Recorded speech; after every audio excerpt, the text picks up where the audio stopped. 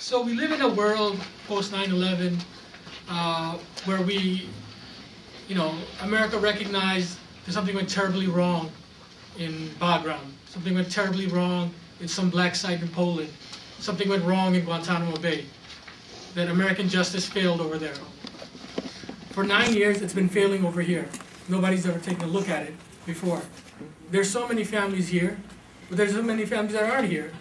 Ahmed Abu Ali's family is not here, and he's in Supermax. The Hayat family in Lodi, California. Shifa Siddiqui in Atlanta. And these are different names. You'll Google them, you'll find out what's going on with them. So what we have is a whole system set up to deal with Muslims in America, to marginalize them and to portray them in a certain light. And something that Alicia said early on, it's about, to a certain degree, the prosecutors, the government can tell you, look, we're keeping you safe from these people. And there's a 1% chance that these people might have done something, like Stephen said. So we have created or concocted something for them. So I'm from New York. I'm from Queens. I grew up here. I've been here since 1983. This is, what are we, 2010?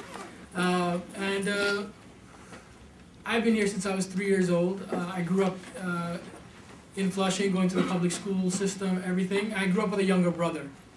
And my younger brother is a year younger than me, and he went to Brooklyn College. He graduated with a degree in political science, and he was an activist in the Muslim community. And for a very long time, since he was in high school, in 2002, 2003, he would go around and talk about the Iraq War. He would talk about oppression against Muslims.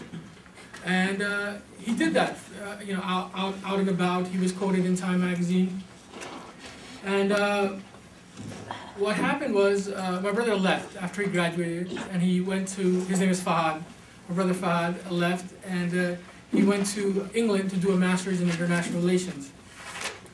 My brother was deeply concerned with what was going on with the Muslim community, and he would always be writing about it, talking about it, so on and so forth.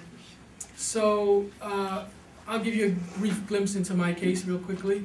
In 2004, they said an acquaintance of my brother, named Junaid Babar, who's also from America, from Queens, came and stayed and left after 2 weeks. This is in 2004. In 2004, this guy named Junaid Babar came back to America. He got arrested promptly. And I'm not in the preemptive prosecution model. I'm in what they call the cooperating witness model. So this guy, Junaid Babar, in 2004, he points his finger at about 11 people around the world. There's like 7 people in England, a guy in Canada, I don't know, people in Pakistan. He said, these are the bad guys. Go arrest them. My brother does not get arrested in 2004. Not at all. He goes on, he's living his life, he's finishing his master's in international relations.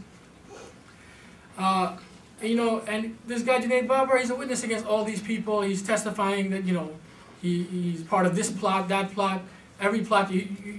I tell you, he said he'll probably say he was on the grassy knoll in '63. So he's, I'm the mastermind. So this is who he said he was. He was in a cooperating witness paradigm.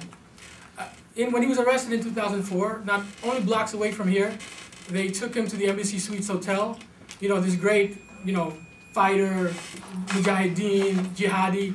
He waives his rights right away. He goes, I'm going to cooperate with the government.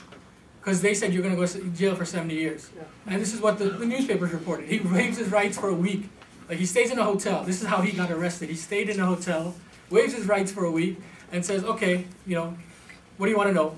I'm yours. And so, again, a slew of people get arrested.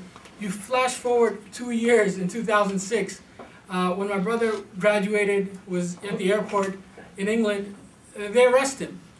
And they say, well, Junaid Babar says he stayed with you for 2 weeks in 2004, and he had socks and ponchos in his luggage. After he stayed with you, he delivered it to the third in command in Al-Qaeda in Afghanistan, who's waiting for socks and ponchos for his insurgency. So this is in 2006. This is a case against my brother. Plus, you let him use his cell phone. This is called the material support to terrorism paradigm. They got 4 counts against my brother. So if one count doesn't stick, another count will stick. this guy Junaid Babar, you know, through the course of these years, he's testified in these other cases. He says, you know, the government said I can walk home now. I'm like, I'm done. After this, you know, after testifying against these people, I'm not going to face the 70 years. You know, I get off scot-free. They're saying my brother aided terrorism by knowingly allow someone who had socks and ponchos in his luggage and who ended up giving it to Al-Qaeda so they could run the insurgency with socks and ponchos.